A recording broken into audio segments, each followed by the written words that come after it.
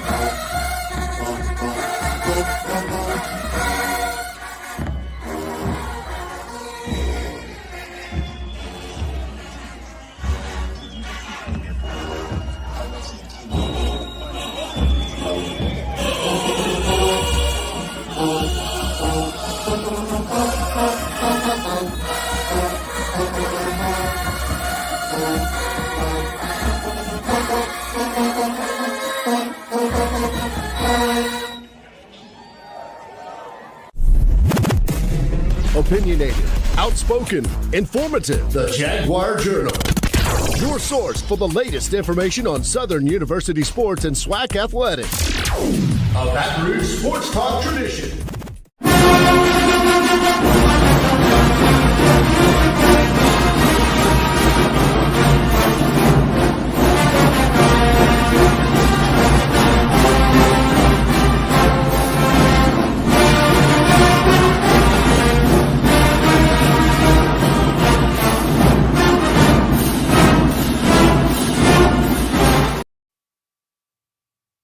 All right, good morning, everybody. It is the Jaguar Journal. I am Perry White. Glad to have you guys with us. Good morning, everybody.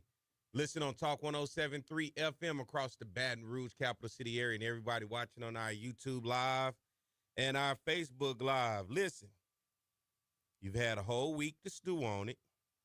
I'm giving you the first hour. Speak now, forever hold your peace from week 0 from Southern versus North Carolina Central in the MEAC SWAC Challenge in Atlanta. Mike, be sure to put the number in the chat form. You can call in 225-499-1073, 225-499-1073. I'm only taking calls in the first hour. I got guests in the second hour. So you got between now and 8 o'clock. I'm just opening it up. If anybody want to talk about the game last week, I'm popping it off like this, all right? If you want to talk about the game, 225-499-1073. I'm opening the call lines up for the first hour of the show. Second hour, we're going to be breaking down today's game, Southern versus Mississippi Valley on the road in Itta Bena, Mississippi. Should be a good game. We will hope it's a blowout. In the past, looking at Southern versus Mississippi Valley's history, Southern leads the all-time series 40-9. So let that sink in. 40-9. And we understand, hey, the last coach that fell short to Valley lost his job after the game. 6-0, 2012, Thursday night. Stump Mitchell. I remember it like it was yesterday. It came and it just went. That ultimately gave Dawson Otis the interim tag. So we do know in the past, Valley can be a team that ultimately can sneak you. They did it to Prairie View a couple years ago, kept Prairie View out of the SWAC championship. They did it to Alabama A&M one game, and especially when the game is at Valley. I believe they beat North Carolina Central. It in a beater. So you cannot go up there sleepwalking. It is a tough place. And I'll break down the game from last week. Once again, I'm giving you guys an opportunity. If you want to call in, speak now, forever hold your peace from week 0. Do not be scared to call in. Talk to me. If it's something that's bothering you, get it off your chest with Dr. Perry White this morning. I'm your Southern Jaguar football psychologist. I will listen to you and what your thoughts are and what you feel happened and what you feel you want to see better. Get it off your chest. Don't hold on to it for another week. I let you marinate on it all week, but if you feel good, that's okay. And I'll give you my thoughts. Let's get ready to take a break, everybody. And when we come back on the other side, we'll continue the conversation more to Jaguar Journal.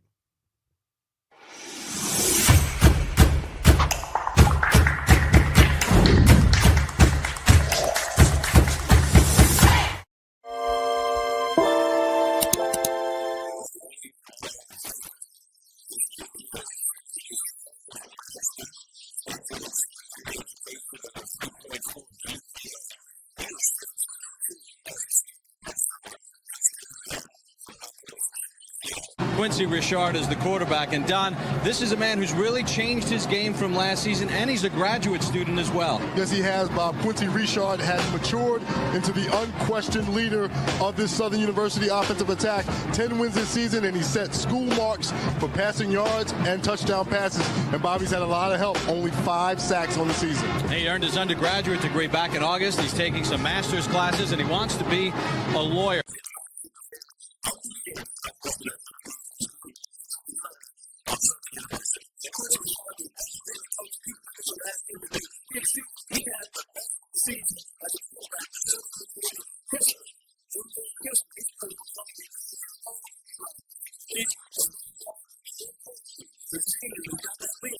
Here's Richard, looking in the end zone, has a man there. Touchdown, Southern University.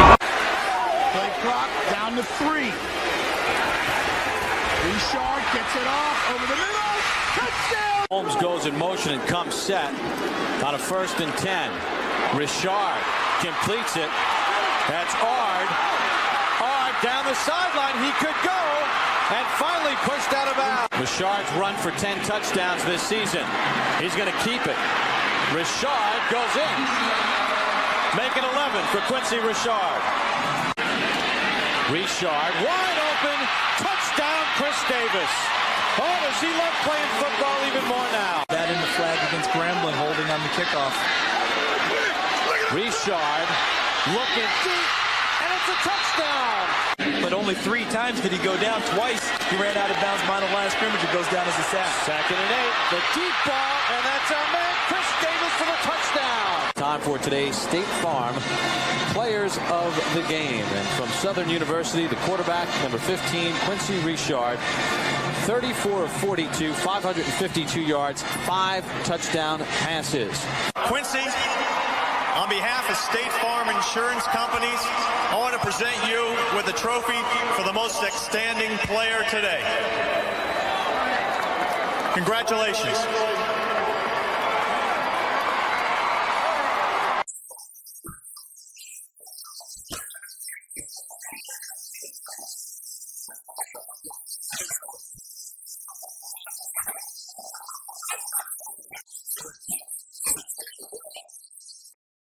All right, everybody, we're back. It's the Jaguar Journal. Good morning. I am Perry White. Glad to have you guys with us. Good morning. Listen for everybody on Talk 107.3 FM around the Baton Rouge capital city area and all our listeners out there and watchers on our YouTube and Facebook Live. Once again, I'm opening up the call lines for the first hour. The second hour, I'm all business. But for the first hour, it's to you. I'm getting you started this morning, getting it off your chest. You get a chance to call in and talk to Dr. Perry White and get it off your chest. I'm just here to listen to you and try to see what can we do. Listen, speak now, forever hold your peace. Let's go to the phone lines. We got Chuck this morning. Good morning, Chuck. Good morning to everyone, and on this Labor Day weekend, where if you are going to the games, have fun and be safe. But my reason for calling, just to talk about the game last Saturday, I found out a young man from my area, from my neighboring parish, Trey Holly. I'm here in Washita Parish, and he's from my Union Parish, from the town of Formerville, Louisiana. And I remember that young man back when he was in high school at a Union Parish High School. He was quite a treat to watch. And his coach, Joe Spatafora, is known for turning out great running backs. The Spatafora has 2 championships to his credit from 2013 2023. And Holly went to 3 straight state championships. Couldn't get the title, but right after he graduated, that's when they won that 2023 title, beating Sterlington, their district rival. They're rival schools right here in Monroe, like Wassman, Carroll, and Richwood. They've been rivals of these very schools. Sterlington, which is outside of Monroe in Washita Parish, but Holly and Christian Mosley of North Carolina Central, they've shown that running backs still matter. You see it in the NFL with Derrick Henry and Saquon Barkley, that running backs still matter. And like I said, if in your game plan, like what North Carolina Central did, I didn't go to Southern, but what North Carolina Central did using Christian Mosley, you better if Holly is carrying you, you better stay with him. This young man, one thing about it, he gives it his best. And you see that with Chucky Dolls he has. He's done that since high school. I saw him. That's why I was so accustomed to him. You know, like Tiffany Green and Jay Walker were talking about it, but that wasn't anything new to me seeing him do that. He said he's short in stature, and he said he had a lot to prove. He said a lot there. Yeah. Trey Holly is Louisiana's all-time leading high school football rusher in the state. So in terms of the running back position, him and Chris Mosley in this ball game that we saw, Chuck, you're right, man. The running backs still do matter, and it is an integral part of the game. I think when you look back at Jackson State last year with Irv Mulligan, it showed how much that helps to be able to balance an offense with the passing game, especially from a quarterback.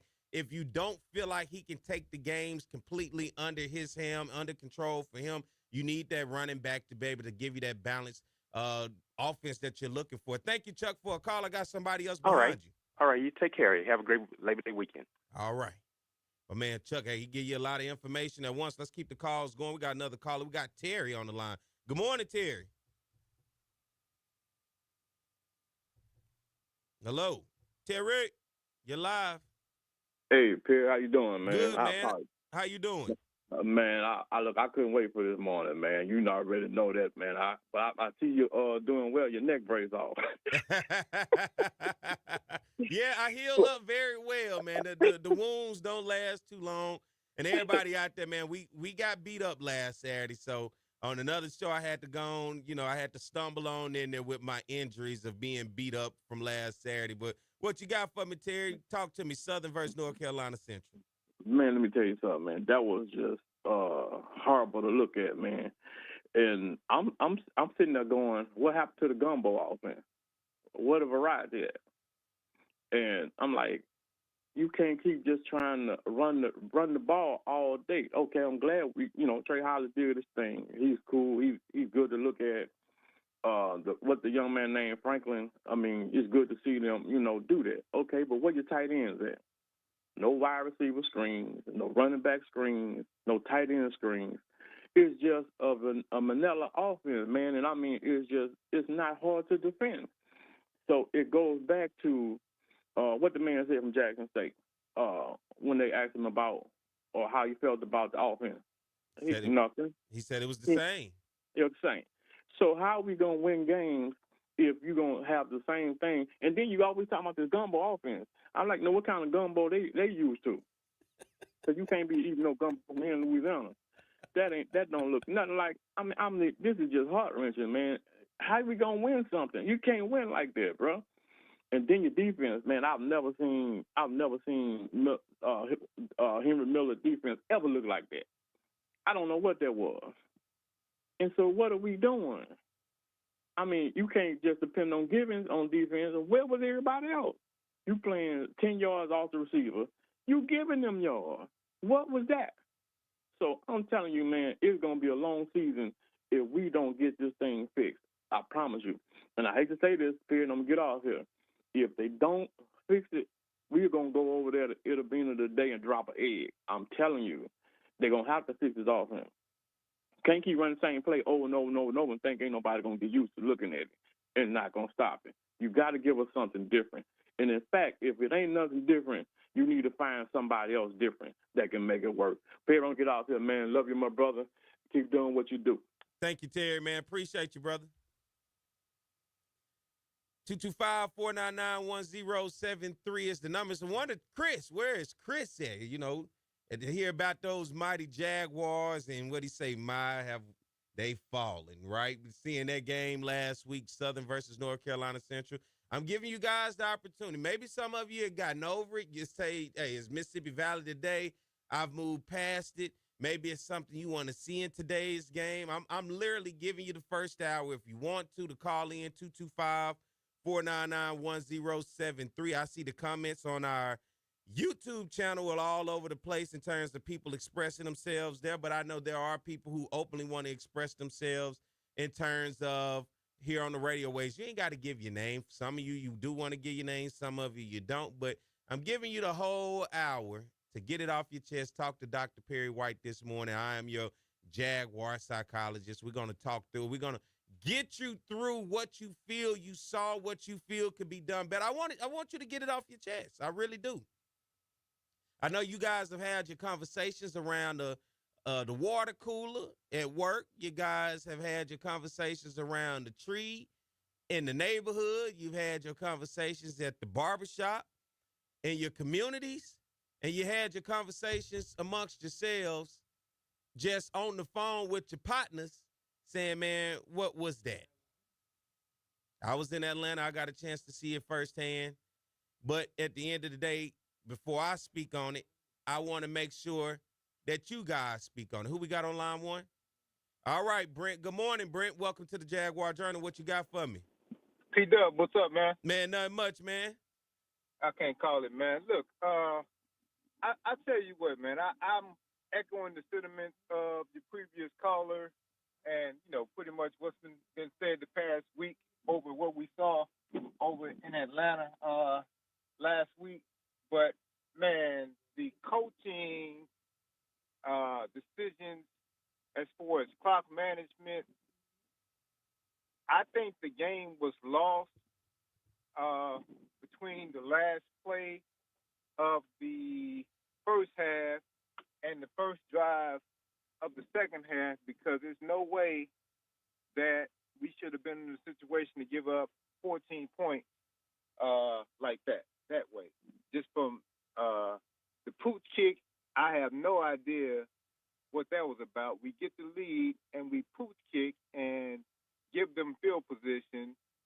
And to be honest with you, even had we kicked it deep, our special team coverage was atrocious at that. Special teams was a disaster this past week. And I know Coach Graves kind of mentioned in the press conference that he had more of an input on special teams, so I guess he was kind of disappointed in that. But man, that was horrible. That was just not. That's not what's up at all, man. And P-Dub, you know what we do, man. And I'm telling you, this past week doing freshman JV jamborees, a couple of boys to the jamborees the past last night and today. Last night and Thursday, man, I saw much better special team play and just sound coaching decisions than I did last week, and that's disheartening. You know, this is the part where, and this is why I'm glad you called in, because what I want to get people to give their input in what they saw. And you saw this on TV, or were you at the game last week? I saw it on television. You watching it on television, you know, aside from the game itself of the X's and O's, what was your thoughts as you was watching this unfold in front of you? Just disappointment.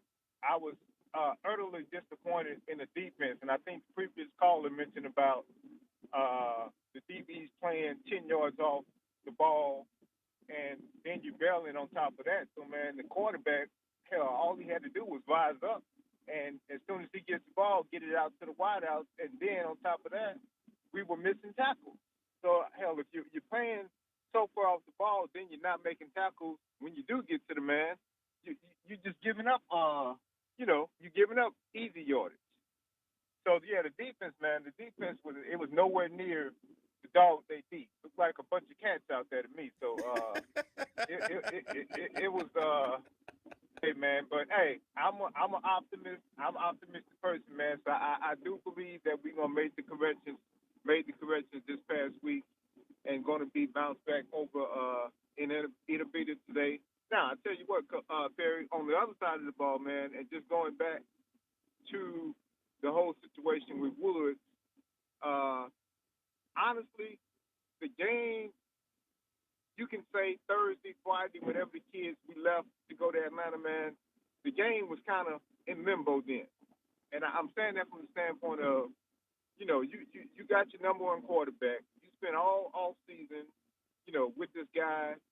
You're thinking, okay, he's going to be the guy. You put the game plan in, and, basically the day before the game, you forced. And I don't disagree with Coach the decision he made, because I felt like that was the decision that should have been made when you're talking about the team. So, hey, you got to sit. You sit in, but at the same time, that puts you at a disadvantage, man, because you go from and the young man from Jackson said, I can't think of his name right now, but he did what he could, man. But, so you go from the package that you would have had in for him, 7, 8, 9, 10 plays or whatever, just a change of pace quarterback, to that being your entire game plan. And that's not going to get it, man, because once Central realized that he couldn't throw the ball, and yeah, he had a couple of passes, deep passes that were okay, maybe could have been caught, whatever the case is. But hey, a couple of times, man, he missed some guys that were open. I saw a couple of times where he just pulled that sucker down and ran. It's like he didn't go through any reads or anything. So that hurt. That hurt because, I think we're going to see a different – I hope we see a different offense out there today with Woods, in the game, and that's our guy who's leading us, because even when he got in, you could see we got the tight end, we got full of the ball, and I think prior to that, I don't even think they hadn't looked full his way, and he's supposed to be a weapon. So my man Frederick, hey, he got his work cut out for him, man. He got to get it done. He got to get it done today. The coaches got it. The kids, we know the kids gonna do what they do, but the coaches got to put the kids in position to make plays and do their thing. So I'm looking at, and Coach Miller, man, I saw a shot now. Man, I don't know if I've ever seen a coach, the first game of the season, the first half, you up in the box, and it's almost a sense of panic. You come down from the box to the sideline after the first half, and it ain't like it made much difference. And, man, I saw one shot up, and I know you probably seen the little meme that's going on, because I saw some Grambling fans, man, the look on his face, it was like he just had a look on his face like he had seen something, a ghost or something, man. So, hey, Miller and Frederick, hey, they got to get it done, man. And Coach Graves talked about, he trusts his assistants, and they make decisions and as to who plays and, the call. And that's, hey, I'm with that. Hey, give autonomy to your assistants. That's why you hire them. But at the same time, man, if they not getting the job done, hey, and it's Valley again, hey, man, I'd hate for it to be another stump thing. I don't think, yeah, I doubt that Banks is going to go that far. I'm just joking when I say that. But, man, a loss today to Valley, man, that wouldn't be good at all. That's not a good look. That would not be a good look. Brent, man, thank you for the call this morning, man, and your input, man. I appreciate you. All right, P-Dub. All right, everybody, let's get ready to take a break. Remember, if you want to call in, 225-499-1073 is the number, 225-499-1073. Dr. Perry White on with you this morning. I'm your Jaguar psychologist. Call. Let me know how you felt about last week, because you need to get it off your chest as we move forward. Don't be holding that animosity on for the rest of the season. I know some of y'all got it. We got a game day, but get it off your chest today. Let me know. Talk to me. Maybe we can come up with something together with some ideas or build some motivation together. So let's get ready to take a break when we come back. And for my callers on the hold, just hold on. About to take a break, and we'll be right back. More of the Jaguar Journal.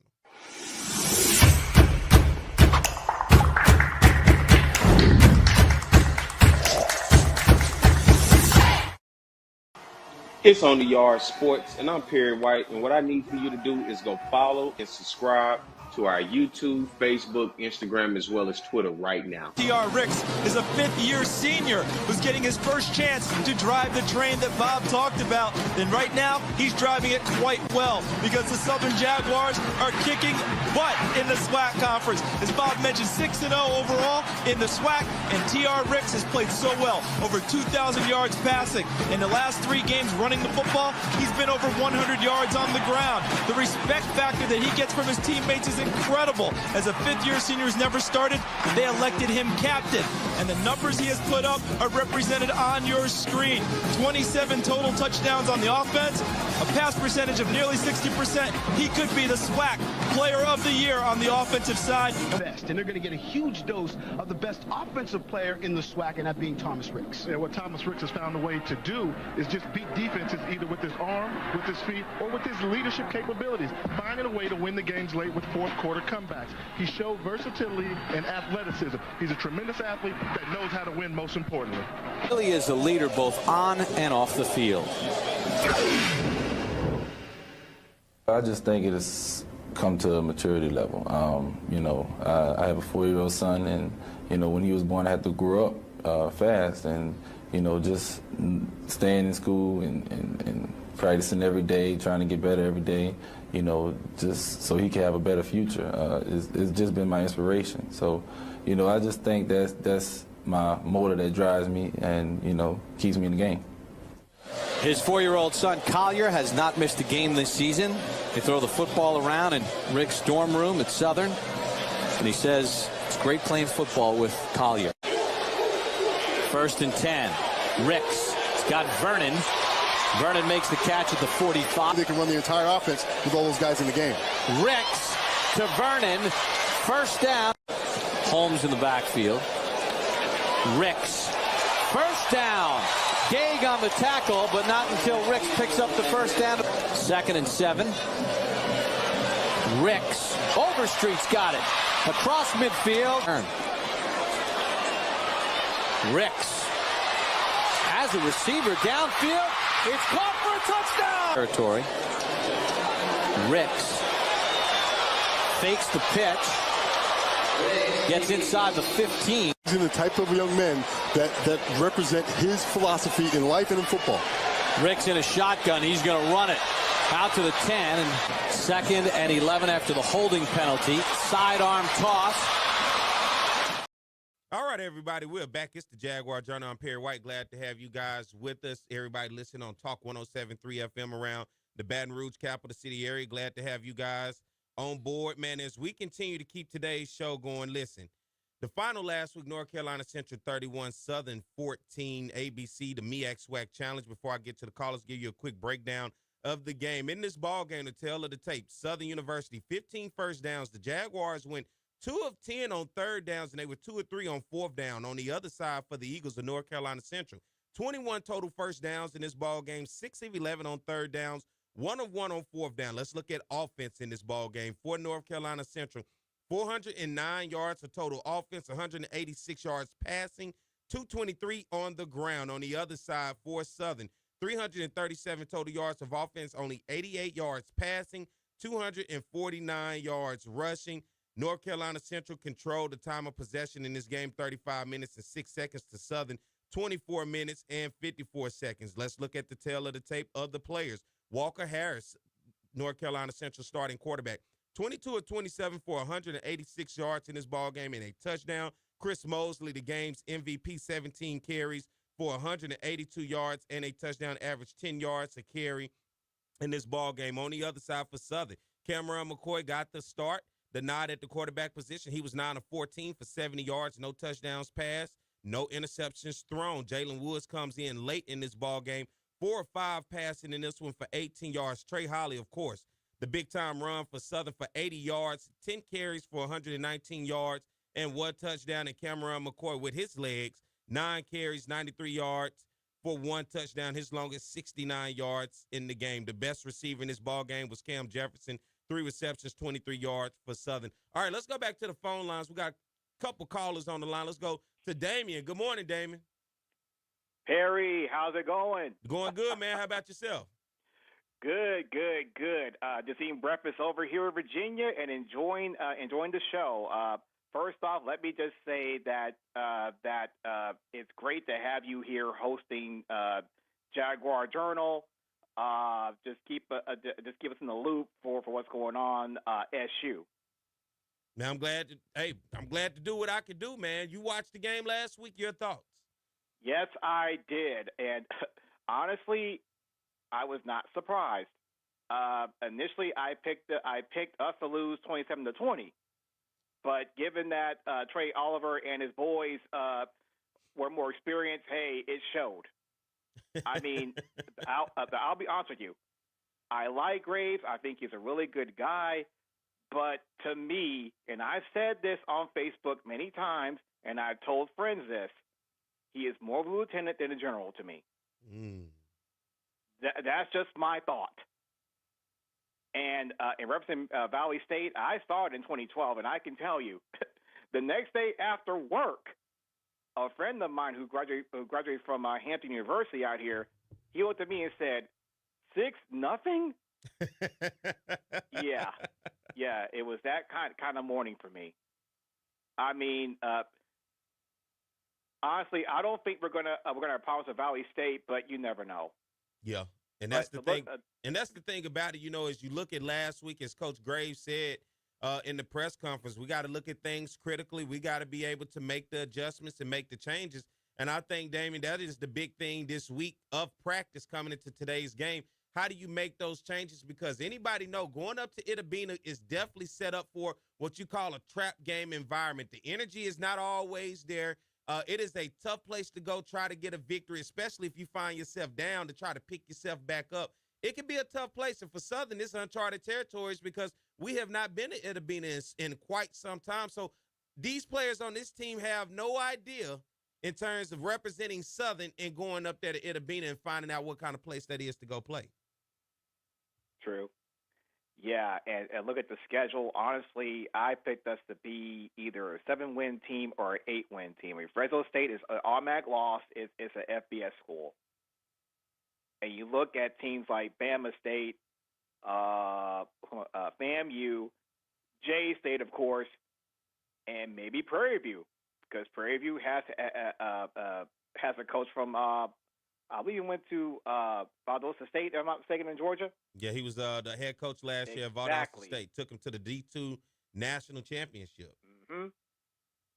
Yeah, I mean, again, if Grace can make adjustments, hey, power to him. Frederick, too vanilla for me. Too vanilla. You can't imagine to be a one-dimensional team if you only have 88 yards passing. Yeah. You just can't. And Holly, don't transfer. That's all I'm going to say about that. Don't transfer. Stay on the bluff. Well, Damien, thank you for the call this morning, man, and always the support of the show, man. We appreciate you for all that you do with supporting us, man. Thank you. All right, let's go to another call. And if you want to call in, 225-499-1073. I'm only opening the calls up for the first hour. I got a guest in the second hour. We're going to be talking about breaking down today's game a lot more in detail and looking around the SWAC. So the first hour is your time to talk to me, Dr. Perry White, this morning, your Jaguar psychologist. Get it off your chest before we move on. Let's go to the phone line. We got Dion on the line. Good morning, Dion. Good morning. How you doing? I'm doing good, man. How about yourself? Talk to me. I'm doing great, man. I was up there at the game. I'm going to travel. I'm going to follow them. But, man, it started good. It was just like a birthday party, and they forgot the cake. Oh, that's not a good party. I know, man. It was good. I tell you what, honestly, I thought we lost the game in the trenches, man. If you take away those two long runs, we really didn't run the ball well either. Mm-hmm. You know, we had those two long. It's just plain simple, Perry. They were just more physical than us up front. They bullied us. They had a better game plan. They was more physical, and we did not adjust. They took what we gave them. We played off 10, 15 yards. They threw underneath. They didn't do nothing fancy. They just took what we gave them. That's all it was. And I was looking the other night at Alabama State. they play bully football the same way. They stay in the trenches. They bullies. So we're going to have to make some adjustments, Perry, and we're going to have to make them quick. My thoughts with it as well, because, look, the season gets no easier once we move past Valley today, and I think for a staff who ultimately has this game scheduled, this is supposed to be the rebound game, but I think so many people have gotten nervous.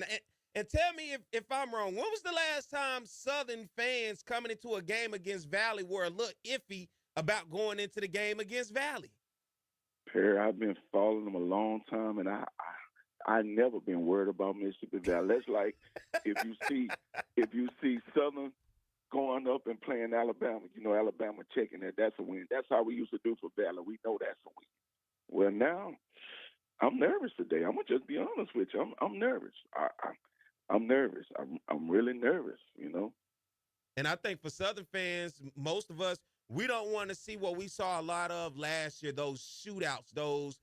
I take a win as a win, but I think for Southern fans, knowing the talent on the team, they want to see a dominating win, especially against an opponent that you're 40-9 against in the all-time series. And when it comes to the programs, Southern is ahead against Valley. So you're looking at, can Southern get on track, and can this be a dominant team that everybody wants them to be? The team that the posters have decided to say can win the SWAC West for a second consecutive year and potentially play for a SWAC championship in a Celebration Bowl berth. That's right, and I tell you what, we got the pieces. I saw some promising moments. I like everybody like Holly, great. I like Franklin also. I tell you, I like Franklin, man. We got it. We just got to put it together, but we have no time to waste. It's not going to get any easier, and I'm telling you, it's going to start today. Well, man, I appreciate you giving me a call, Dion, this morning and holding on, man. I thank you for always supporting, man. To the yard, man. Congrats for your daughter going to the yard, man. Oh, man, I appreciate you, man. Yeah, I'm trying to keep the legacy going, man. All right, man. Keep doing what you do, Perry. Yes, sir. Appreciate you. All right. All right, everybody. Let's take a break. When we come back on the other side, I got callers still calling in, 225-499-1073. I'm going to close these call lines up at the end of this hour, so get it in right now. Take a break. We'll be back. More of the Jaguar Journal.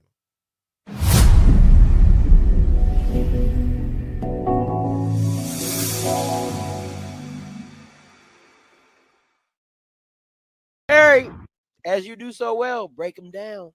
Oh, man, coming into week 0, top 5, now week 1. Listen, FAMU is a team, maybe they can. They were right there in the thick of things in the SWAC East last year until they had that loss against Jackson State. They still were able to get past Alabama State, but I think FAMU is still a formidable opponent coming out of the SWAC East. I'm looking forward to see what they do in 2025. Right now, to start off the year, they in my top 5. Right above them, number 4, Alabama State. One thing we know about Alabama State under Eddie Robinson, they're going to play some defense. Now you add in a healthy Andrew Body, it gives you hope if you're an Alabama State fan, because if you look back over the past couple of years, what has been stopping you? Quarterback. Offense, right? The quarterback position. And so now that you insert Andrew Body, if Andrew Body can stay healthy and Alabama State can still play that intensity of defense that they do each and every year, I got them right now coming into the season as my number 14. Number 3, Chennis Berry. I know he has a lot to prove in year 2 and then making sure he can put some more talent out on the field. But nonetheless, this team finished up last year as the runner-up in Black College football. He won the MEAC in year 1, going 5-0 and beating a really good North Carolina Central team 24-21 and winning the MEAC. So right now, it's going to be tough to start out with Wofford, but I think in the Black College realm, I still got to put some respect on Chennis Berry. He's still a damn good coach, and I think the Bulldogs right now are still number 3 in the nation in terms of Black College football for me. The defending Black College national champions, TC Taylor, they ran through the SWAC last year and then ultimately went all the way to the Celebration Bowl in Atlanta and hoisted up the trophy. They were our Black College national champions. And the number 1 team right now for me is the North Carolina Central Eagles, because you know what? They showed me last week on national television right in front of me. Trey Oliver is a hell of a coach. His team last year was 1 game away from the Celebration Bowl and maybe possibly. Jaguar Journal, I'm Perry White. Glad to have you guys with us. Everybody listening on Talk 107.3 FM across the Baton Rouge capital city area, and everybody watching on our Facebook Live and YouTube. Be sure to go subscribe to our YouTube channel and follow us across all social media. Let's go to the phone line. We got CJ on the line. Good morning, CJ. Good morning, Perry. How you doing this morning? Doing good, man. How about yourself?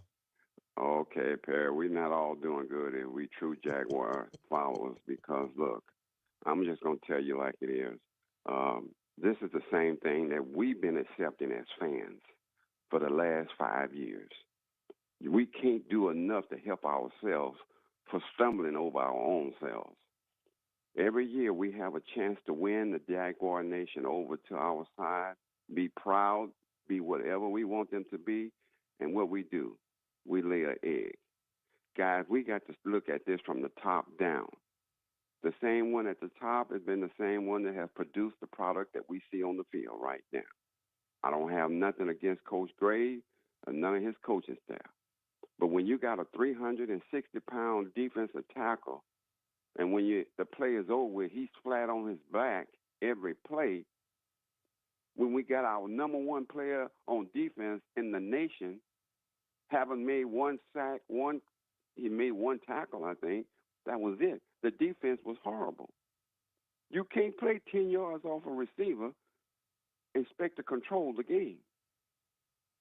And it's the same thing it was on offense. Coach, we just had a flat down, out-coach, out-prepared, out everything. We didn't come up and show no thing that would represent something that's going to give us a 10-win season. Yeah. We're going to win 5 or 6 games this year. The rest of it going to be very disappointing situation. If this is a disappointing situation in Mississippi Valley today, things going to be rumbling. I'm just telling you, it ain't going to be a good week.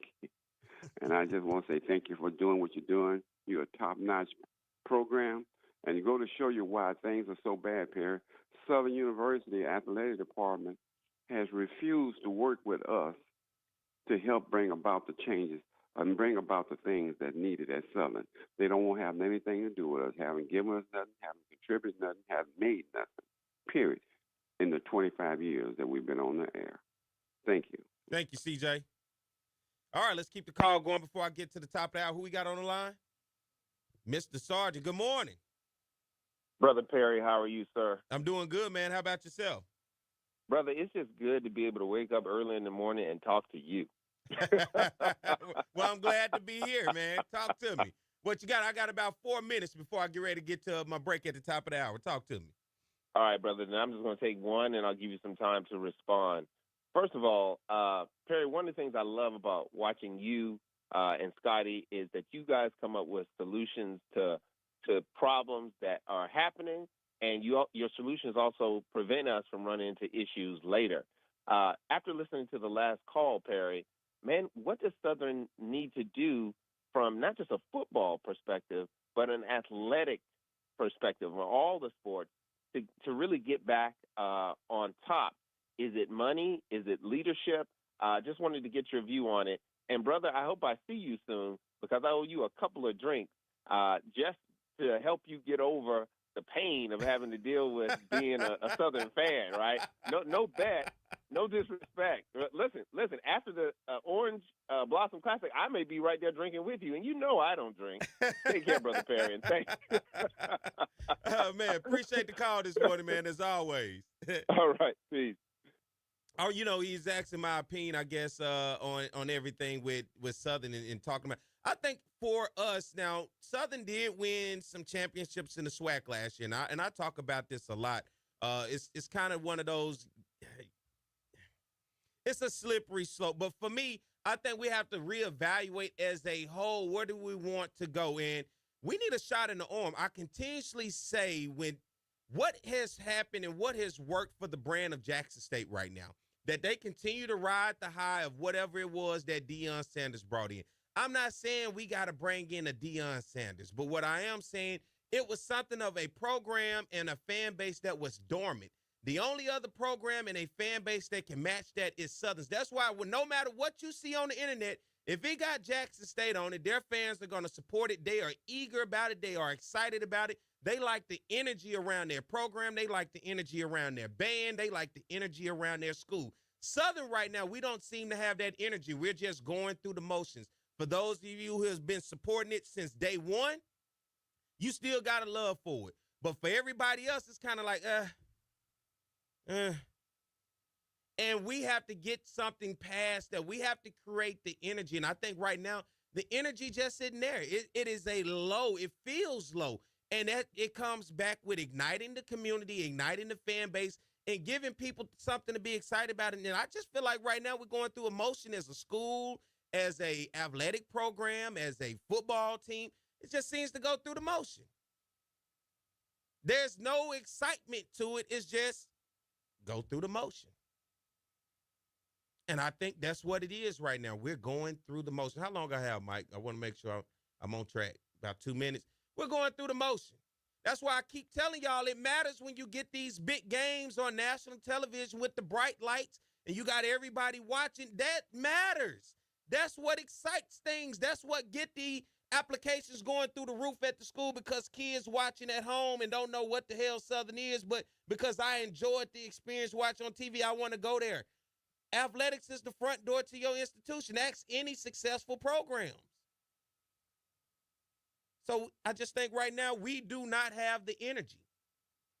I mean, we're doing what we do, and that's okay if that's okay with you. I'm not saying we're bad. We won championships last year, but it's in the sports that people aren't glorifying, which I rightfully understand. It's about football. That's the end-all, be-all when it comes to athletics and the fan base. Everything else is secondary. This is what people willing to spend their money on, and this is what people willing to support. Got me driving up to Itabena today because I want to support the team. I want to support the Southern brand, and that's why I do this show. So I just think right now we need a shot in the arm. We need something to get Baton Rouge back behind us, get the community back around us, get the region back behind us, and get our national brand back to where it needs to be, and that's Southern University, because I think for many of those that are at Southern University, they still think the name Southern holds some weight, but in the grand scheme of things, it does not. You need a shot in the arm to wake it back up, to get things back going, because it's not what it used to be. And if you continue to look at it through the lenses of the 90s, it's 2025. I just want to put that in perspective.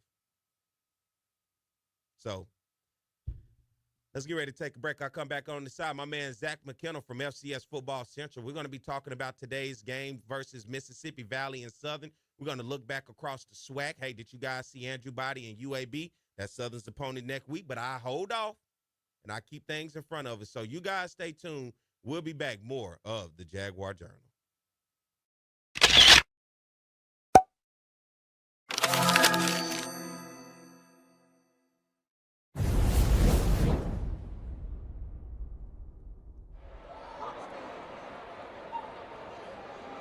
It's called The Takeover. Atlanta, Georgia, your wait is now over. Ladies and gentlemen, are you ready for the epitome of all collegiate marching bands in the land? The most televised band in the universe, the world-renowned. The jukebox is the Standard. The Southern University Marching Band is led by drum major DeMarcus. The showstopper, he'll show him some love.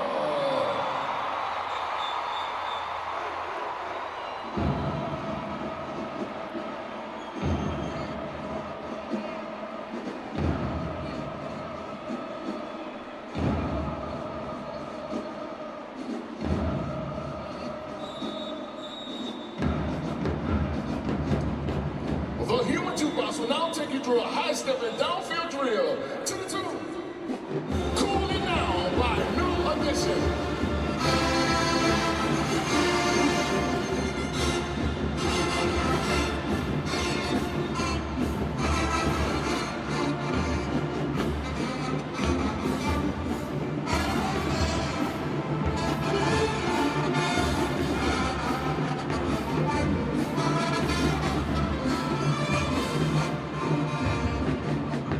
No music, Atlanta, Georgia. Poetry in motion. Ladies and gentlemen, notice the rock, the high step, the movement, and unproven. The Southern University marching band is often imitated, but never, ever duplicated.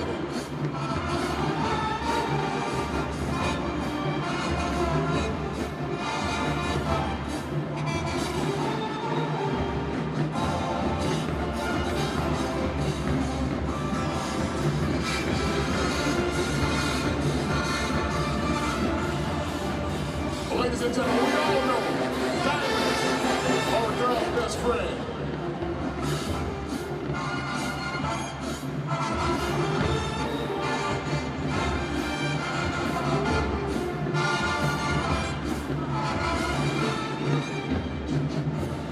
Atlanta, Georgia, the champs are here.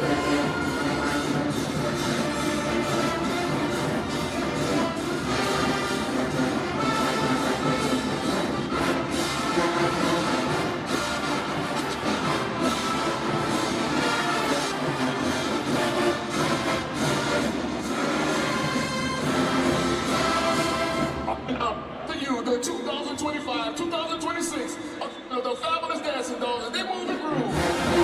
Tune in and hang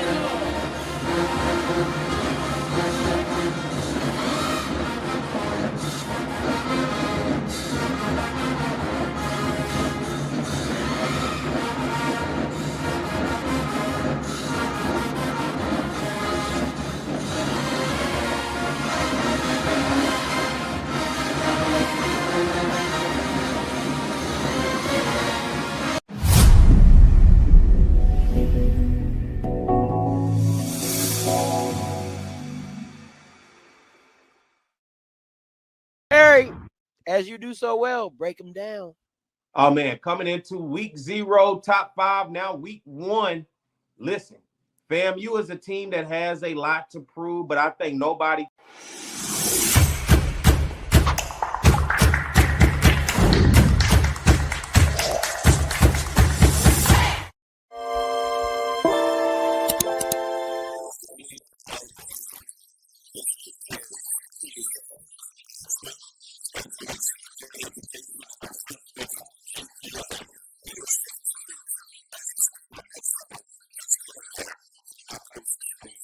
Quincy Richard is the quarterback. And, Don, this is a man who's really changed his game from last season, and he's a graduate student.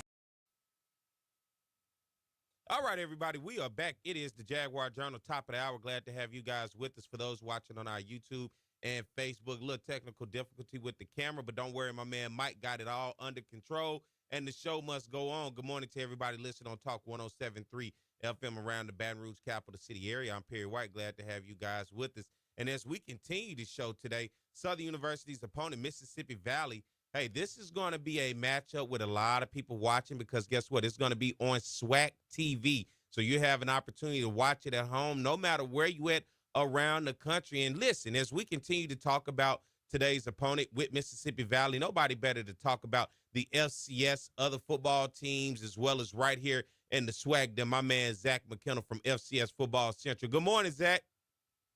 Good morning, man. Appreciate you having me again. Man, good to have you, man. You know, I enjoy any time I get a chance to be able to talk some football. And, of course, a lot of people saw Southern University last week. Of course, it was on national television against North Carolina Central. And now looking forward to today's opponent, Mississippi Valley. A lot of question marks because this is a team nobody really knows much about. And Southern's going to find out firsthand with their head coach today, Terrell Buckley, up at Mississippi Valley. But before we get into the team, Blue, let's start to talk about Terrell Buckley and who he is now as the head coach up there at Mississippi Valley. Yeah, man, I'm actually very excited for what Buckley could possibly bring to this program. I mean, a guy who has ties to that, southern, that coastal area of Mississippi, can now stretch it up to the Delta, potentially get some guys off the Gulf Coast, and then also on top of that too, been a bunch of time in the league, man, and I think we've seen that's been kind of an important thing across the SWAC is to get someone who has that experience. And he's coached all across Mississippi and the SEC. I mean, he's been at Mississippi State. He was at Ole Miss, even with the stop with the Orlando Guardians as the head coach. And obviously, we know his Florida State ties in that Tallahassee area. The question is going to be, though, man, can he avoid some of the pitfalls that we've seen some of the previous coaches run into at Mississippi Valley, right, where they let the lack of resources, just the lack of winning kind of catch up to him. And even like Vincent Dancy, man, he ended up leaving, right, because it was just too much for him to deal with. And we saw the last coach, even though he was recruiting well, Perry, where they signed two of the highest rated recruiting classes in school history, that didn't really translate to the field outside of the one upset with FAMU. So I'll be very curious to see what Buckley could do. I like the staff he put together. I'm really excited to see Samuel Parker, who is a highly touted Division II offensive coordinator, and see what he brings to the SWAC in terms of his play calling and offensive creativity. But also on top of that, too, I just want to see a Valley. We'll be patient with them, man, because I still think this is going to be a rebuild. Aside from Terrell Buckley, you're talking about the coordinators and the trickle down from the head coach. Insight on these coordinators, man, of what to possibly expect, from where they come from. Yeah, I think for me, it all starts with Samuel Parker, who is a national championship winner at the Division II level. And he's an offensive line guy, so you kind of know what that means, right, Perry? They're going to run the football. and they are going to try to establish the run. They're going to try to be physical. And he spent the last few years at Ferris State, who I would say potentially, if they ever jump to FCS, Perry, they'd probably be a top 20, top 15 FCS program. They've won the 3 of the past 4 national titles. So that should give you everything you need to know in terms of the type of coaching that they're going to get from him. And they got a handful of other people like Mario Edwards, the defensive passing game coordinator. I don't necessarily know the type of scheme they're going to run defensively, but offensively, it starts with the run game, man. And they're going to try to get big and physical on the offensive line and win the battle there rather than be super fancy and throw it all over the yard. When you look at Valley in the offseason, what are some pickups they got out of the transfer portal, and what have they recruited to try to build this program up under first-year head coach Terrell Buckley? Man, they needed everything, Perry. I'm going to be honest with you. Like, looking at their returning talent, they only returned 5 players offensively that played over 140 snaps, and defensively only 8 players that played over 100 snaps. I think it starts with the quarterback, though. Brandon Nunez, a quarterback who comes from, I believe it was New Mexico State. He didn't play much there, Perry, but you look back at his time at, I believe it was Fullerton College at the JUCO level, threw for 2,000 yards, 22 touchdowns, 8 interceptions. But, man, in those 6 conference games, he was electric, man. 17 touchdowns, only 3 picks in those 6 games. He's 6'5", 225, so has that prototypical size you would like to see at the quarterback position. I'm going to be honest. Outside of that, though, a lot of the guys they added were a little bit unproven. The people I'm most interested to see, though, Perry, are not necessarily the guys they brought in, but it was the young guys that the last staff recruited that were highly touted, and if they can develop and get something out of them that the last staff was unable to get. I look at the running back room, Zamarian Kendall, Malik Montgomery, Joe Williams. These guys were either 3-stars or highly touted players. One came out of Vicksburg, one out of Memphis, and they have the ceiling, right, Perry, in terms of what they produce at the high school level, but they just never were able to produce. I look at a guy like Cameron Nelson at wide receiver, Derek Ross at wide receiver. All these guys are talented individuals, Perry. The question is, can this staff get them in a scheme to take advantage of all the talent that they may have individually?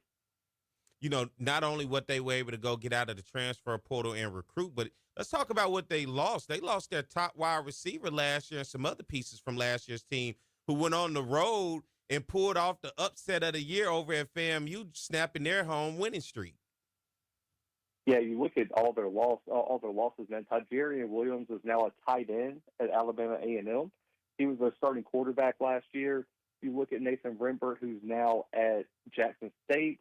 Jackson Davis, the freshman All-American tight end right now, is, if I'm not mistaken, not playing anywhere based on what I can find. You get DeFabian Fant back, if I'm not mistaken, but I want to say he's making a move to wide receiver potentially. You lose Eric Campbell at linebacker. You lose Donovan Parnham to Idaho, and I believe he's had an insane spring for Idaho, man, and they're talking about he might be a superstar in the Big Sky. So that they lost a ton of talent. They have a bunch of young talent on this team, though, Perry. And the questions, and for me, if they can be successful, they're going to have to get the most out of some of these young guys that they have coming back from this last staff. Yeah, developing this talent and then plugging and play with the transfer portal guys, that's what you're going to try to see what Valley is able to bring today. Offensively, you talked about run the ball. What kind of schemes is this offensive coordinator known for? It's going to be a lot of power, Perry. Now, I think he's going to have to adjust a little bit because I'm going to be honest. I think he probably had better offensive lines at Ferris State. This is a good test, though, because we can say what we want about Southern, and we're going to find out if that defensive line is actually not up to par, or it was just North Carolina Central being that good along the offensive line. I look at the offensive line, they're replacing everybody but Brendan McGee at center. They're going to have a ton of new starters, but they brought in some really solid size along the offensive line. I look at a guy like P.J. McDonald at 6'5", almost 300 pounds. Can any of those guys step up and be down-to-down starters and contributors, and on top of that, too, win the line of scrimmage battle? Because that was something outside of the FAMU game, and they just got dominated at the line of scrimmage, Perry. So I think this offensive scheme is going to have to be a bit more creative, find creative ways to get your playmakers into space. I don't know if they're just going to be able to overpower the opposing defensive lines, kind of like this guy likes to do at Ferris State. Let's look at Terrell Buckley, because this is going to be a learning process as we're watching it unfold in front of us, man. He's coming into his first year. He's going to have a heck of an opponent, but guess what? Valley gets to start the season at home, a rarity for them. Man, what does it have to be for Valley? Because normally they're on the road starting the season, taking on some of the toughest opponents around FCS and all across the place, man. But to be at home today, man, that has to mean something for them, because we've seen Itabena could be a trap place for a lot of teams. Yes, definitely a trap place. You know what I want to see, Perry? I want to see the energy. And I want to see the command of the sideline. And that's something that if you even look back to Thursday night, Deshaun Jackson may have lost to Delaware, but a lot of people were impressed with the energy on the sideline and things like that, while Michael Vick, on the other hand, was real confused. There was a lot of talk about that he looked uncomfortable on the sideline. I don't think you're going to get that with Terrell Buckley, given the fact that he's been a head coach before in the XFL. But I want to see the command he has with this team. I want to see this team be disciplined too, Perry, because we know in the SWAC, man, there's been mistakes, and we've seen it. We saw it back on Thursday night. There were a ton of penalties on a handful of teams. I want to see if Valley can be disciplined. I want to see if Buckley has a good command of the sideline and whatever position group he's kind of got his hands in as the head coach. Man, you ever been to Itabena, Mississippi? I have not. Oh, let me tell you. It's more going on in this studio right now, Blue, than it is in Itabena, Mississippi. It is a tough place. It is easy to lose focus. And I think when you look back in the past, remember, Itabena was the place that stopped Prairie View's championship hopes one year when they went up there and got beat by Mississippi Valley. Alabama A&M on national television went up there and got beat by Mississippi Valley. If you fall asleep going into Itabena, they will sneak you and come out of there at home with one. Yes. You know what a coach told me one time? He said that Mississippi Valley State was the hardest place to play in the SWAC because of this reason, Terry. He said it's really, really hard when you're packing all the equipment and everything into the big trunk. He said it's really hard to pack energy. It is. Because he said there is no fan energy to feed off of. There's not a bunch of stadium atmosphere to feed off of. He said you got to bring your own energy, and that's going to be the hardest thing to bring sometimes. Talk about that because, of course, with about 4 minutes left before we go to a break, you get a chance to cover FCS as a whole. Does it get pretty tough at some of these stadiums across FCS where they don't quite have the atmosphere that we see in the SWAC? Yes, I think so. And obviously, you see some of the environments are great. You know, you look at the top of the FCS attendance list, there's some really good environments. But once you get to the bottom of the list, man, some of these road environments are really tough when you're just playing in front of family and friends, Perry, and you're looking around and you're wanting to pump up the crowd, but there ain't nobody there, man. And you know how it is, man. It's because you've been in environments most likely that you felt this where you need a pick me up, and Perry is just dead silent. And can you rely on your teammates and coaches to give your team that energy to overcome a slow start. Because what happens if you get down 14-0 early against Valley? I don't know if there's going to be a lot of energy on that southern sideline, and you're going to need that to generate the comeback, man. So I think that's the biggest thing is you can't get down early in these environments, and you have to find a way to pack your own energy. One thing good about Southern, that energy comes with the marching band. The Southern's band will be up there. And I know people like to, disconnect football from the band. But listen, that band is going to be everything Southern's football team is going to need with some energy up there at Itabena. And speaking of that, how about the energy in Natchitoches watching Northwestern State pull off that upset at Alcorn? They stormed the field last night, Blue. You talking about energy. They brought it at the end of the game. Man, okay, part of you doesn't like to see it as a SWAC fan, right? Because that's a really bad loss. And we talk about SWAC out of conference play.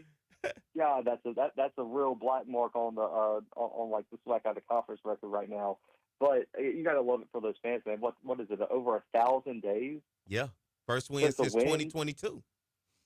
Then you got to love it, and you got to love the energy, man, because we see that type of energy all the time at the P4 level, man. We need more field storming and energy for student sections at the FCS level. I love it. Yeah, that was one of the best scenes I've seen to start the season. Unfortunately, Alcorn was on the short end of it. Northwestern State, the few fans that were there, they had a really good time right there on the 50-yard line. The president came down, talked to the coach. That's that big game I be talking about there. When you get an opportunity to showcase this, to get that rah-rah back into people, that energy in that game at the end showed you what can transform a program. And sometimes it's slow starts, but when you're able to get those what I call magical moments, that's what that was last night. That was a magical moment. And those students, those players, and coaches won't forget that in Northwestern State history. No, and especially because you talk about it, Northwestern State's one of those environments that aren't really known for being jam-packed and filled with energy. And you could tell how much it meant to that coaching staff and those players after the game, celebrating with the student section at the 50-yard line.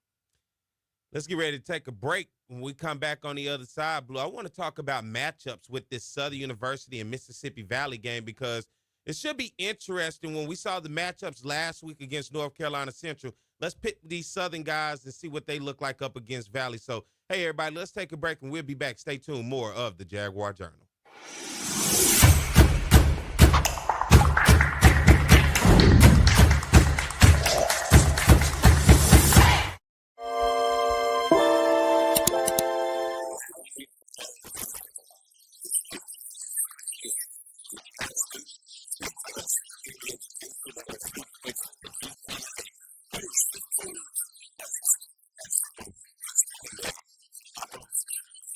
Quincy Richard is the quarterback. And, Don, this is a man who's really changed his game from last season, and he's a graduate student as well. Yes, he has, Bob. Quincy Richard has matured into the unquestioned leader of this Southern University offensive attack. 10 wins this season, and he set school marks for passing yards and touchdown passes. And Bobby's had a lot of help, only 5 sacks on the season. He earned his undergraduate degree back in August. He's taking some master's classes, and he wants to be a lawyer.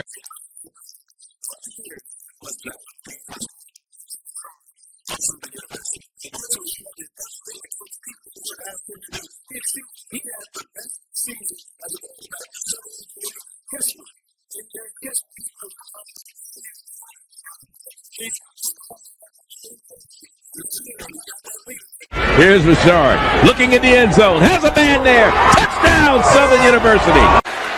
Play clock down to 3. Richard gets it off over the middle.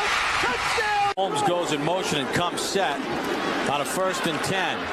Richard completes it. That's Ard. Ard down the sideline. He could go. And finally pushed out of bounds. Richard's run for 10 touchdowns this season. He's going to keep it. Richard goes in. Make it 11 for Quincy Richard. Richard wide open. Touchdown, Chris Davis. Oh, does he love playing football even more now? That in the flag against Grambling, holding on the kickoff. Richard looking deep, and it's a touchdown. But only 3 times did he go down. Twice he ran out of bounds behind the line of scrimmage. It goes down as a sack. 2nd and 8. The deep ball, and that's our man, Chris Davis, for the touchdown. time for today's State Farm Players of the Game. And from Southern University, the quarterback, number 15, Quincy Richard, 34 of 42, 552 yards, 5 touchdown passes. Quincy, on behalf of State Farm Insurance Companies, I want to present you with a trophy for the most outstanding player today. Congratulations.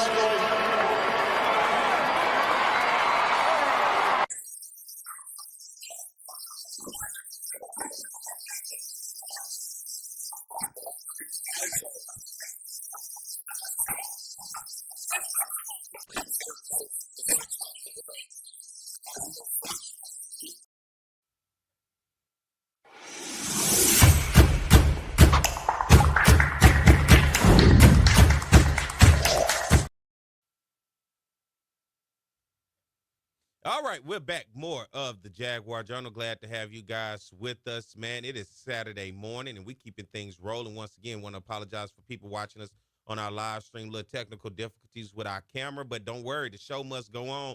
My man Mike gonna make it work. Is right now. I got my man Zach McKenna on talking with us from FCS Football Central. Good morning, Zach. Good morning, man.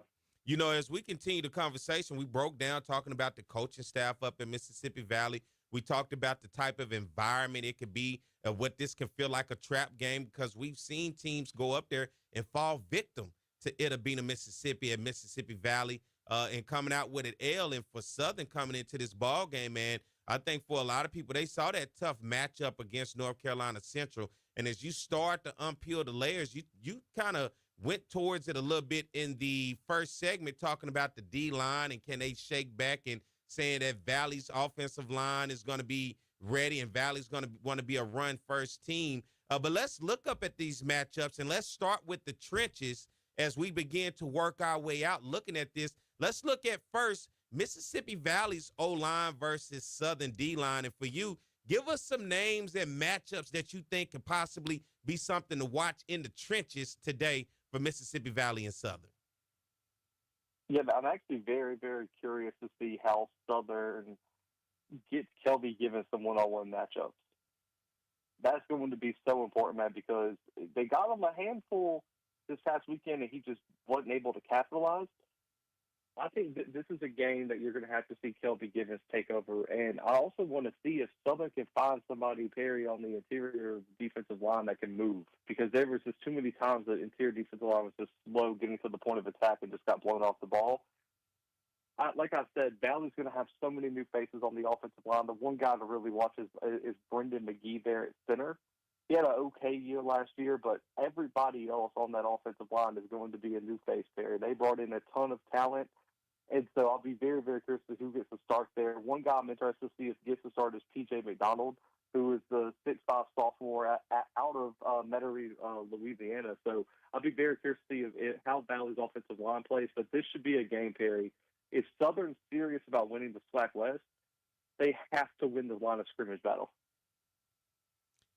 Let's flip it to the other side. Now let's look at Southern's offensive line versus Valley defensive line down in the trenches. Trench play from opposite sides. Some names, and what do you see with that matchup right there? The one thing I'm very curious about is Valley was extremely undersized last year, in my opinion. And I'll be very curious to see what they do on the interior defensive line. Like I said, they only have one significant contributor returning on that defensive line. Who steps up and becomes a contributor for them? Adonis Jackson, James Bradley could potentially be some names you look at. And I'm very, very curious to see who starts the defensive tackle, because that's one thing Southern did well, right, Perry? There were a handful of times that Southern was able to generate some explosive plays. I have a feeling that Trey Holly is going to be another big part of the offense again. Southern's offensive line has to create lanes and let Trey Holly get in space because, man, that's where he's really, really special. And he was the guy that really popped last week for me for Southern's offense. Now, let's look at the run game between these two teams. Of course, you're going to have Southern. You're talking about Trey Holly. Then on the other side, I'm not sure what to expect from Valley. Let's look at the run game in that position right there of what both defenses are going to have to deal with from these opposing run games from Southern and Valley today. Yeah, I mean, listen, it starts and ends with Trey Holly for Southern there. There's really not much to break down. I mean, the the kid's run for, it feels like 200,000 yards since he was in elementary school. So I'm not going to question anything about Trey Holly. He's run to the moon and back, hasn't he? I'm telling you, man, the kid really is special and has that special ability. Like I said, they have 3 running backs on Valley's roster that were highly touted coming out of high school, and Joe Williams, Malik Montgomery, and Tamarian Kendall. Again, Perry, it's the question of, can they live up to the hype finally, and can the offensive line give them enough rushing lanes, and can Southern's front 7 rebound after they just got pushed around for 60 minutes last week? Linebacker position, those guys that are going to be looking to make those plays and having to watch the possibility of these quarterbacks and this RPO style world that we live in. But what are the linebacker positions when you look at Valley and then compared to what Southern with Vincent Page Jr. And then you're looking at the other side with Valley's linebackers? Can I be honest? I don't necessarily always. I don't put a ton of blame on Southern's linebackers for last week, Perry. There were a few mistakes, but man, it's real hard as a linebacker, Perry, when you're getting touched every single play by the opposing offensive line because they are just 4 yards upfield consistently, right, and working to the second level all the time because nobody on the front 4 could hold a double team. The linebacker for Valley is actually one of the more experienced positions. You have Anthony Brown coming back, Douglas Franklin coming back. And they added a few other pieces, Jalen Wright being one of those guys. And so I'll be very curious to see what the linebacker room looks like. But Valley's going to have to play very disciplined at the linebacker position because, Perry, 2 times last week, the linebackers and safeties cost Central 14 points last week because they were in position to make a tackle on Trey Holly and Cameron McCoy.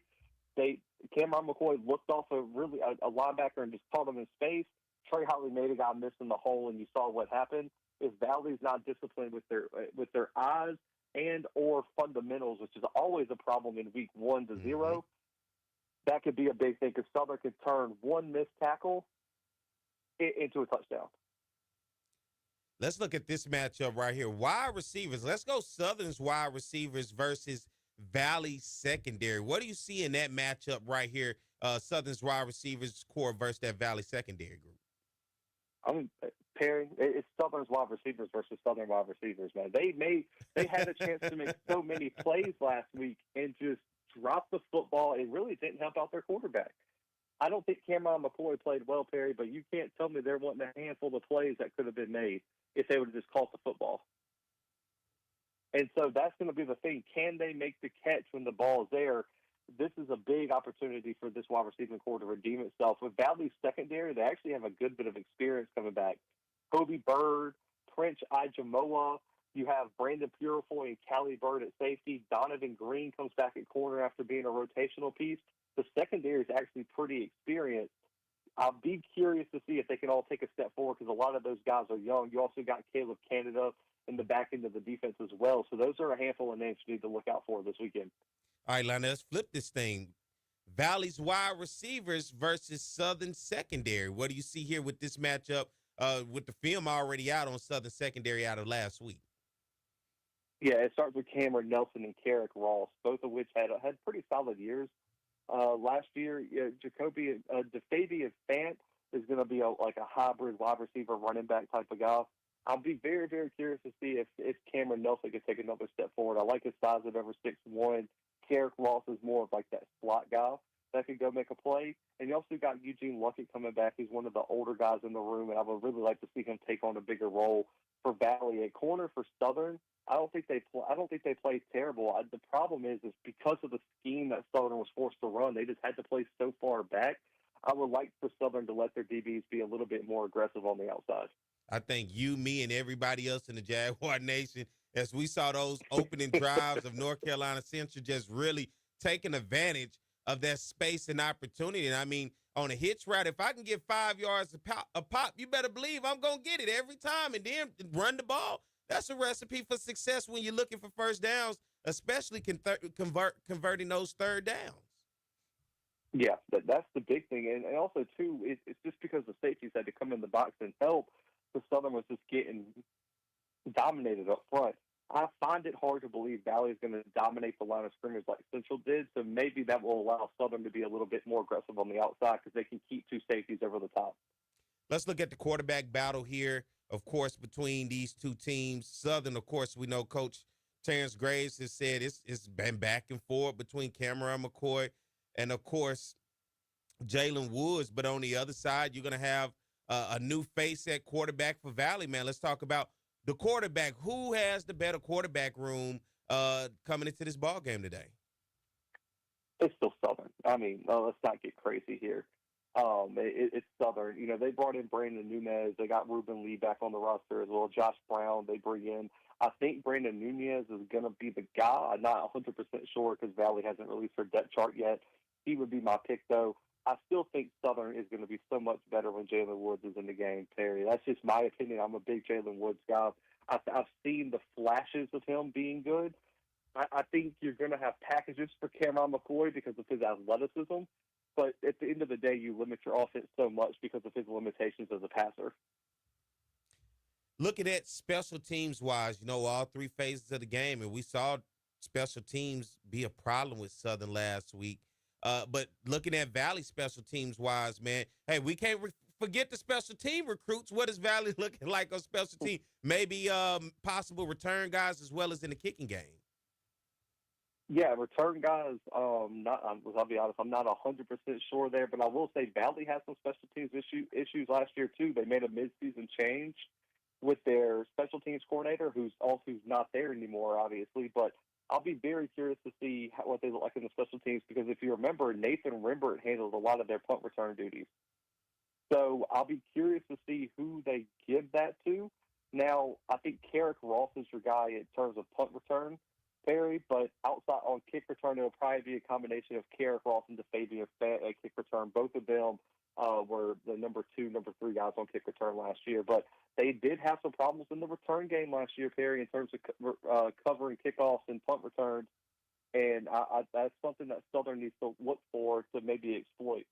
Yeah, because Southern special teams, you're talking about 2 tough special teams play right before halftime on the kickoff, getting a great return for North Carolina Central. One play later, they go in and score off of that return and short kick to take the lead into halftime. And then you're talking about a shank punt goes about 7 yards, puts North Carolina Central in great field territory, and they go down and score off of that. So Southern's going to have to work on that in their kicking game as well as find someone explosive in the return game. And also I'm going to be looking forward to this. You're talking about will they be able to suppress Valley from making any big returns and flipping the field. All right, everybody, let's get ready to take a break. I got my man Zach McKenna with me from FCS Football Central. We're talking Southern and Mississippi Valley. When we come back on the other side, we'll look back at some games played on Thursday night around the SWAC, as well as look ahead of games played today around the SWAC. So you guys stay tuned. We'll be back more of the Jaguar Journal.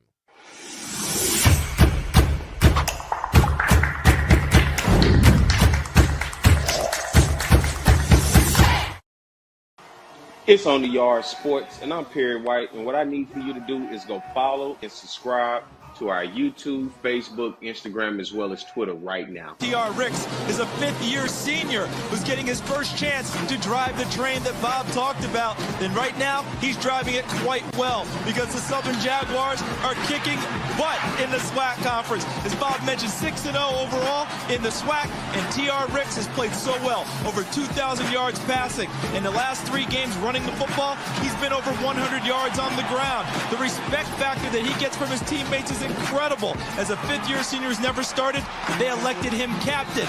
And the numbers he has put up are represented on your screen. 27 total touchdowns on the offense, a pass percentage of nearly 60%. He could be the SWAC Player of the Year on the offensive side. Best, and they're going to get a huge dose of the best offensive player in the SWAC, and that being Thomas Ricks. Yeah, what Thomas Ricks has found a way to do is just beat defenses either with his arm, with his feet, or with his leadership capabilities, finding a way to win the games late with fourth-quarter comebacks. He showed versatility and athleticism. He's a tremendous athlete that knows how to win, most importantly. He really is a leader both on and off the field. I just think it has come to a maturity level. I have a 4-year-old son, and, when he was born, I had to grow up fast and, just staying in school and practicing every day, trying to get better every day, just so he can have a better future. It's just been my inspiration. So, I just think that's my motor that drives me and, keeps me in the game. His 4-year-old son, Collier, has not missed a game this season. They throw the football around in Rick's dorm room at Southern. And he says it's great playing football with Collier. 1st and 10. Ricks. He's got Vernon. Vernon makes the catch at the 45. They can run the entire offense with all those guys in the game. Ricks to Vernon. 1st down. Holmes in the backfield. Ricks. 1st down. Gage on the tackle, but not until Ricks picks up the 1st down. 2nd and 7. Ricks. Overstreet's got it. Across midfield. Ricks has a receiver downfield. It's caught for a touchdown. Territory. Ricks fakes the pitch. Gets inside the 15. He's in the type of young men that represent his philosophy in life and in football. Ricks in a shotgun. He's going to run it out to the 10. And 2nd and 11 after the holding penalty. Sidearm toss. And a nice. All right, everybody, we're back. It is the Jaguar Journal. Good morning to everybody out there listening on Talk 107.3 FM across the Baton Rouge capital city area. Glad to have you guys with us. And everybody watching on our Facebook and YouTube Live, glad to have you guys with us. You can see Blue and I's picture up on the screen right now. A couple of technical difficulties with the camera this morning, but hey, at the end of the day, the show must go on, and that's what it's all about. It's rather our voice than what you see with us, and I'm glad to have you guys with us as well. And for everybody out there, hit that subscribe button.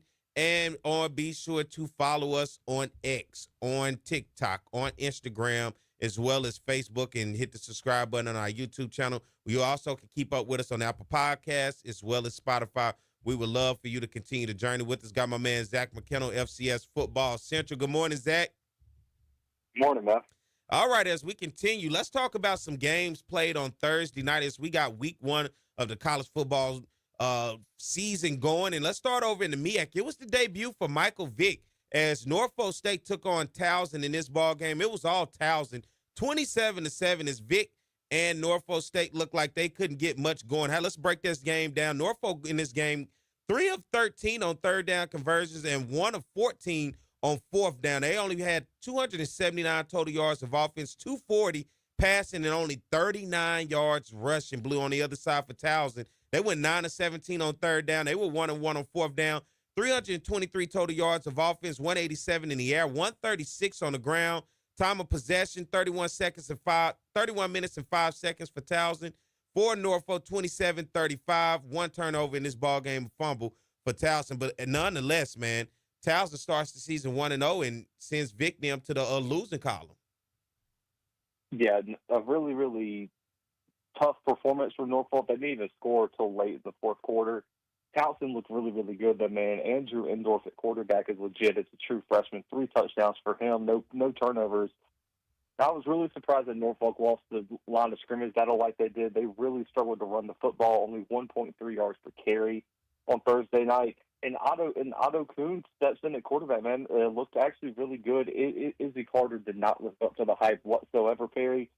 Norfolk's going to have to go back to the drawing board, but there was a lot of talk that Mike Vick did not look comfortable on the sideline. So I'll be curious to see if that comfort level comes later in the year.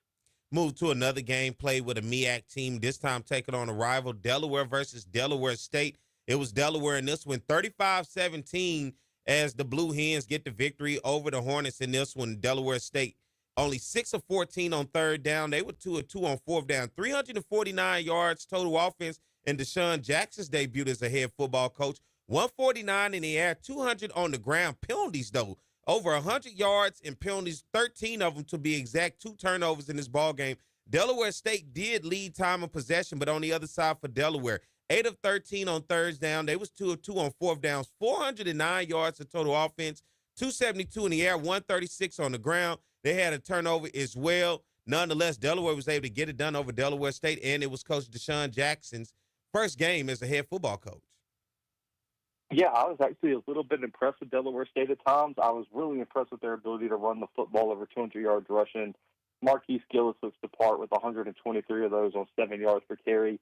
Caden Bennett's going to have to be more accurate, man. He was a little bit inconsistent, inefficient, and that's going to cost Delaware State some games later. And I think this is a team that Deshaun Jackson's going to have to teach how to win, because the mistakes they made on Thursday night in terms of penalties and just missing opportunities to jump up on Delaware really cost them this game, and that's something that teams that have lost historically, like Delaware State, consistently make and keep them from becoming winning programs. Let's jump over to the SWAC. Alcorn State coach Cedric Thomas took his team on the road up to North Louisiana to take on Northwestern State. We talked about this, of course. We said the fans stormed the field, so you know who won. It was Northwestern State in this one. 20-10. Alcorn struggling to find some offense in this one. Nonetheless, 18 first downs in this one for the Braves. They were 5 of 17 on third down, 1 of 4 on fourth down, 301 total yards of offense, 182 in the air, 119 on the ground. Once again, penalties hurting in this one for Alcorn, over 100-plus yards of penalties, 15 of them to be exact. 3 turnovers in this game, 2 interceptions and a fumble. And on the other side for Northwestern State, they were 3 of 13 on third down, 1 of 1 on fourth down, 270 total yards in this one, 85 yards passing, 185 on the ground, 2 turnovers in this one by way of fumble and an interception. Man, it was really a bad game on both sides, but Alcorn just could not find the end zone. They had a pick 6 in this one, able to kick a field goal, but other than that, pretty much nothing for Alcorn's offense. And Northwestern State wasn't just that great of a team, but 2 bad teams. Northwestern State was just the better of the 2. It was terrible losing a game that you only allowed 270 yards to total offense. It's disgusting. I mean, they look terrible, Perry. That's my takeaway. They look really bad. 2 interceptions in the red zone. You only put up 3 points offensively, man. You had drops all night long. And we know Jalen Tolbert's not a pocket passer, but you had him run the ball 44 times. You have 2 really good running backs that were running the football pretty well, both averaging over 4.3 yards per carry, in Reggie Davis and Ja'Cory and Sewell. Don't really understand the offensive game plan there, but it was poor execution, just poor overall football from Alcorn on Thursday night. Alcorn had plenty of time to think about it. That game went into a delay and just could not get it done. And we talked about it, man. Northwestern State breaks a losing streak, win their first game since 2022. The fans stormed the field. It was a great sight to see last night for their fan base up there in Natchitoches, Louisiana. Then let's move on over to Birmingham, Alabama. From the SWAC, Alabama State on the road taking on UAB. Trent Dilford is, of course, the head coach over at Alabama, at UAB, University of Alabama, Birmingham, and then at Alabama State. Of course, Eddie Robertson brings in an experienced team. And, man, what a hell of a game. I was excited watching this game, Blue. It went back and forth, but the final score, 52-42. How about Alabama State with the offensive performance? Defense, they just really could not stop the run game of UAB. But nonetheless, let's look at this ball game, the tail of the tape. 4 of 7 on third down for UAB in this one. They were 1 of 2 on fourth down. 520 yards of total offense for UAB, 247 in the air and 273 on the ground. No turnovers in the ball game for UAB. On the other side for Alabama State, the offensive production was there. They were 13 of 15, very impressive on third downs. 514 total yards in this ball game, 312 in the air, another 202 on the ground, very balanced, and 1 turnover in this ball game. That was a fumble, which I thought was a very costly play for Alabama State in this one. But I think you got to circle all eyes. Andrew Body, the star of the night, is going to most likely be the offensive player of the week unless somebody comes and outshows this guy. He was 18 of 24 passing for 312 yards, 4 touchdowns passing. And if that wasn't enough, 16 carries for 119 yards on the ground, averaging 7 yards a carry and a touchdown. He had his longest run of the night, 60 yards into the end zone. Very impressed by Andrew Body, mostly more impressed with Alabama State fighting in this ball game in blue. If Andrew Body does not bobble that snap and throw that backwards pass where the running back could not get his foot set and to get that ball, we're talking a whole different ball game here. That 1 turnover was costly and ultimately put them behind the 8 ball. Yeah, that one, and he also had almost a 70-yard near touchdown run called back. Yep. For a questionable call, and the pass interference call at the end of the game was just atrocious. I mean, what? No comment. He threw it into like the 7th row and they called pass interference, but that's a whole nother. We know how these FCS games go against FCS programs, so we'll just leave it at that. But Perry, this isn't even an overreaction, and anyone that says it's the overreaction just hasn't watched the film.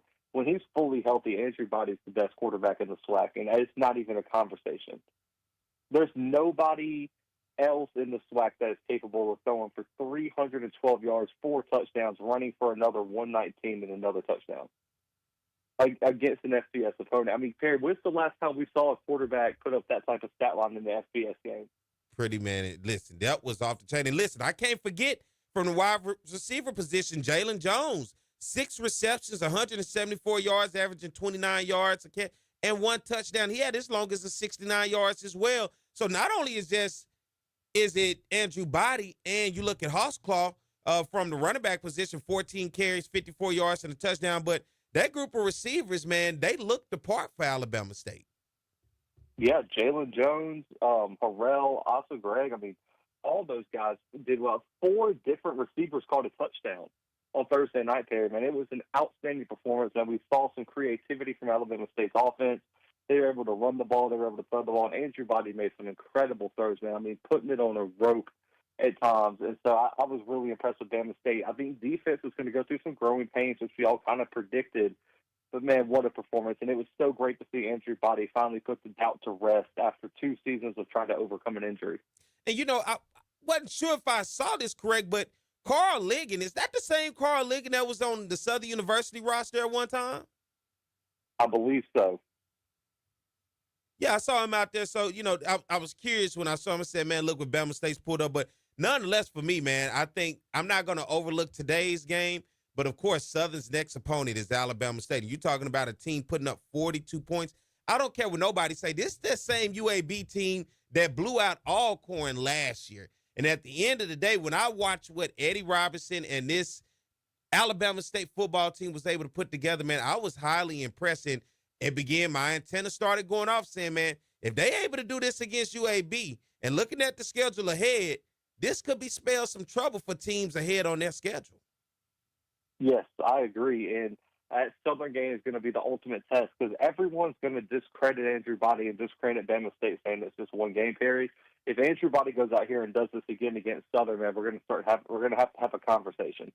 Yeah, I think we're going to have a conversation, but we're going to sit back. We're going to let today's game play out with Southern and Valley. Then we'll look into next week once we get there with Southern and Alabama State at home. All right, everybody, we got to get ready to take a break, but before we close things out at the end of this show, Blue and I are going to go through the games that are taking place today, and you let us know what you think in the comment section. So you guys stay tuned. We'll be right back. More of the Jaguar Journal.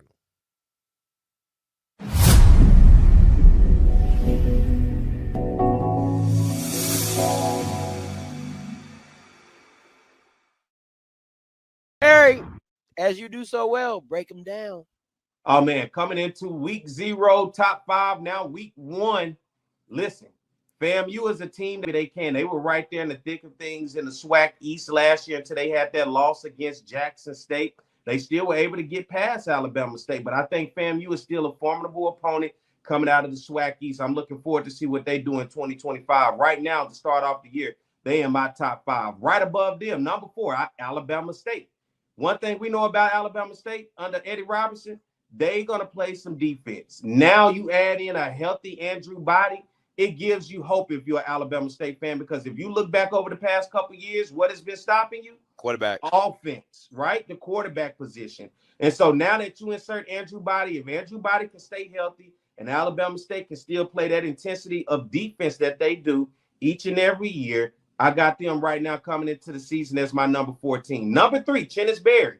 I know he has a lot to prove in year 2 and then making sure he can put some more talent out on the field. But nonetheless, this team finished up last year as the runner-up in Black College football. He won the MEAC in year 1, going 5-0 and beating a really good North Carolina Central team 24-21 and winning the MEAC. So right now, it's going to be tough to start out with Wofford, but I think in the Black College realm, I still got to put some respect on Chennis Berry. He's still a damn good coach, and I think the Bulldogs right now are still number 3 in the nation in terms of Black College football for me.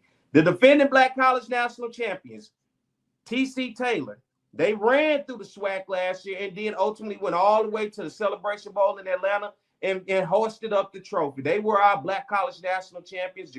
And the number 1 team right now for me is the North Carolina Central Eagles, because you know what? They showed me last week on national television right in front of me. Trey Oliver is a hell of a coach. His team last year was 1 game away from the Celebration Bowl and maybe possibly could have one team. So number 5, FAMU. Number 4, Alabama State. Number 3, South Carolina State. Number 2, Jackson State are the number 1 team in the land. All right, everybody, we're back. It is the Jaguar. Zach, as we're talking about getting ready for matchups today around the SWAC, and good morning to everybody watching on our YouTube and Facebook. Sorry about the camera, some technical difficulties, but still glad to have you guys with us and everybody listening on Talk 107.3 FM around the Baton Rouge capital city area. Zach, matchups today. I'm looking at this Alabama A&M versus Arkansas. That's going to be a blowout. I'm looking at Texas Tech versus UAPB. Going to be a blowout, but some other games to pay attention to. Prairie View versus Texas Southern Labor Day Classic should be interesting over in Houston. Yeah, man, I can't wait. But the trash talk and the hype around this game is at an all-time high right now, Perry. And there's going to be a fan base and a coach that is going to have to just deactivate their social medias as this game goes a certain way. But I'll tell you, man, I'm so excited for this one, and I really am curious to see if the PV hype's legit, man. And I love that they get this opening test against a Texas Southern team that's returning a good bit of talent from a 5-win team last year. Coach Tremaine Jackson of Prairie View and Coach Chris Dishman of Texas Southern. I'm loving the energy of the trash talk this week. That's what that rivalry has been needing with both those teams. Of course, Texas Southern snapped this 9-game losing streak last year, going on the road and beating Prairie View. Prairie View looking under first-year Coach Tremaine Jackson to go to Texas Southern and repay the favor. How about this one? Langston and Grambling. This is Mickey Joseph's opportunity to get that team headed in the right direction early with an NAIA opponent. Yeah, Grambling big. That's all I got to say about this one. Let's look at Hampton versus Jackson State. Hampton coming from the CAA. They're no stranger to tough opponents. Jackson State, first game after claiming the Black College National Championship last year, winning the Celebration Bowl against South Carolina State. This is going to be a big one. It's going to be on HBCU Go, 2 o'clock kickoff. Jackson State at home in Jackson, Mississippi. Your thoughts with this matchup right here? Very, very excited to see Isaiah Freeman at quarterback for Hampton and how he presents a challenge for a really, really good and experienced Jackson State defense. But, man, I think Jackson probably pulls away in this one late, man. I'm really, really high on this Jackson team this year. And the one I'm going to be circling, looking at today, 3 o'clock kickoff, ESPNU, Florida A&M versus Howard University, the Orange Blossom Classic down in Miami. These two teams played just a couple years ago for the Black College National Championship over at the Celebration Bowl. Of course, FAMU came out victorious. Larry Scott over at Howard, and now you have James Cozy in his second year at Florida A&M. Florida A&M wants to get on track, and this is a game for them to get on track early with a non-conference opponent in Howard, former MEAC foes. Yeah, I'm actually very excited about this game, man. I think with FAMU, you're going to have the new quarterback, and this is a really, really good chance to see if he's legit or not. I was a little bit surprised at who they named the starter. So I'm going to be interested to see how he performs. You got Noah Miles in that defense from Howard that returns a ton of talent. I still like FAMU here, but this would be a signature win, man, for Larry Scott and the Howard Bison to get revenge for that Celebration Bowl loss a handful of years ago. Blue, man, let everybody know where they can keep up with you and find you, man. I appreciate you coming on with me this morning and rocking and rolling, man. I know you got some stuff to get into today, man. Let everybody know where to find you and keep up with you at. Yeah, man, the Blue Bloods on all podcast streaming platforms and YouTube and FCS Football Central on si.com/college/FCS. And as always, Perry, man, I appreciate the invite and looking forward to some college football today. Yeah, Blue and I will be starting back our live on Facebook on Sunday, so you guys look out for that across Facebook as we're going to break down all the games from Saturday on Sunday. So we'll be tomorrow doing this thing, so you guys look out for it. It's going to be across all social media sites. Blue, man, appreciate you for coming on, man, and enjoy the rest of your day. Yep, appreciate you, man. All right, everybody, as we get ready to roll down today, showing a few more minutes here left. But listen, Southern versus Valley today, this matchup is key. We broke this game down from the position to the coaches and everything else.